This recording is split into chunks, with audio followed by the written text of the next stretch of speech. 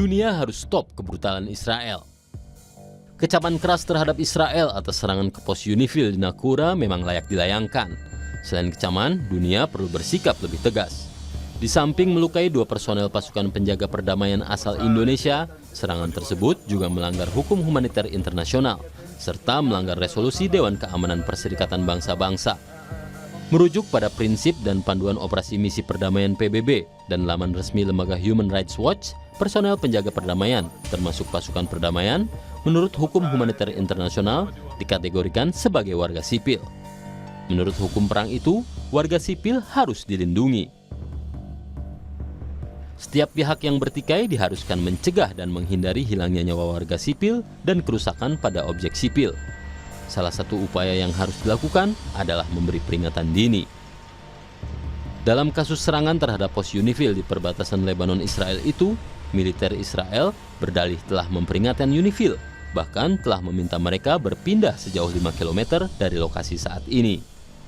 Kembali merujuk pada hukum humaniter internasional, disebutkan, apabila warga sipil tidak mengungsi atau berpindah setelah peringatan diberikan, mereka tetap dilindungi sepenuhnya oleh ketentuan tersebut.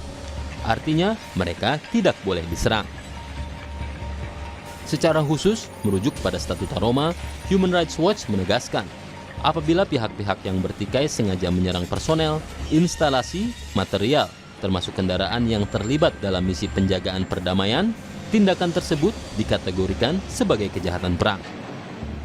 Kembali pada UNIFIL, misi yang didirikan pada tahun 1978 tersebut hadir di Lebanon dengan mengemban mandat dari Dewan Keamanan PBB. Pasca Perang 2006 antara Hizbullah dan Israel, UNIFIL bertugas memastikan akses kemanusiaan bagi warga sipil, memfasilitasi pemulangan pengungsi, hingga memastikan gencatan senjata permanen, serta melindungi warga sipil dari ancaman kekerasan. Serangan Israel, apapun dalihnya, telah mencederai mandat yang dijamin oleh resolusi DKPBB itu.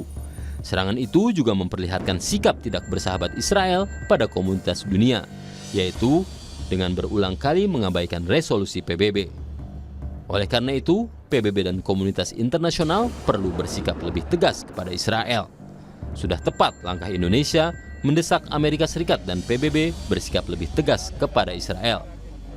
Indonesia ingin mekanisme multilateralisme bekerja maksimal agar perdamaian dan keadilan terwujud. Selain itu, perlu juga dunia bersama mengambil langkah hukum untuk menghentikan tindakan brutal Israel. Amerika Serikat, penyokong utama Israel dalam konflik di Timur Tengah, pun tidak boleh menerapkan standar ganda. Sebagai negara yang mengampanyekan demokrasi dan implementasi hak asasi manusia, AS harus menerapkan apa yang selama ini selalu mereka serukan.